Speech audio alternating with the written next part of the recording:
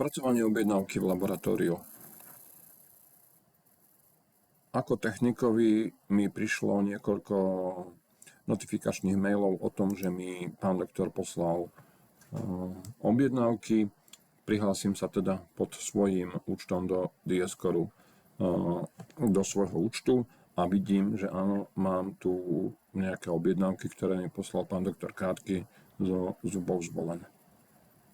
Na to, aby som ja túto objednávku vedel potvrdiť, stačí, že si ju otvorím, vidím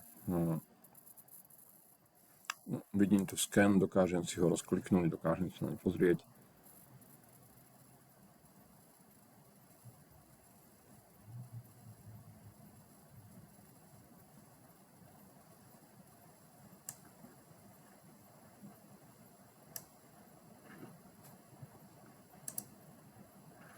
A keď je všetko v poriadku, tak stlačím tlačítko Accept.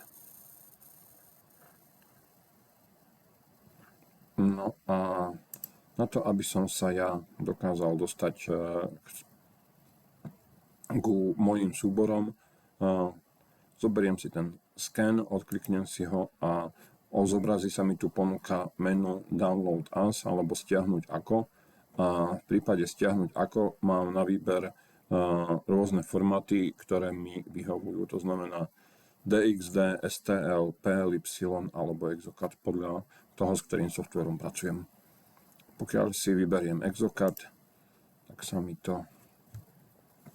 zobrazí sa mi tu notifikácia o tom, že sa pripravuje moje download a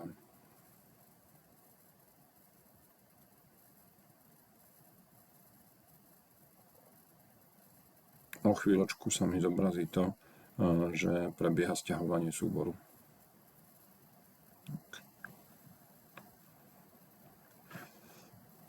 Sťahovanie súboru prebieha do stiahnutých súborov, nájdete ho v adresári, to znamená, že všetky súbory nájdete v adresári stiahnutých súborov alebo downloads.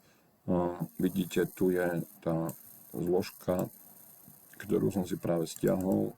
Nájdete v nej všetky potrebné súbory. Teraz sme mali len jednu čelusť, to znamená, že je tam len spodná čelusť, keby ich tam bolo viac, tak ich nájdete tu. Tú zložku stačí rozbaliť, vyexportovať do vašich obľúbených zložiek alebo zložiek, odkiaľ pracujete a ďalej postupujete klasickým spôsobom a importujete si to do Exocadu, do Trishapeu, do Inlabu alebo do akéhokoľvek iného laboratórneho súboru, s ktorým pracujete.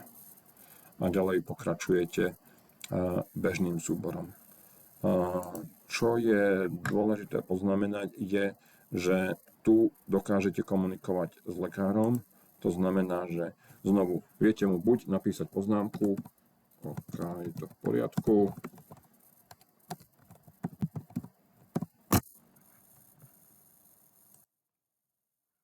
alebo dokážete znovu aj sem nahrať nejaký ďalší súbor. To znamená, že nie je podporovaný súbor, ale pokiaľ by ste mali nejaký obrázok alebo nejaký návrh STL-ka alebo čohokoľvek iného, znovu viete to sem dať a automaticky sa ten súbor zobrazí lekárovi v jeho zložke s jeho objednávkou.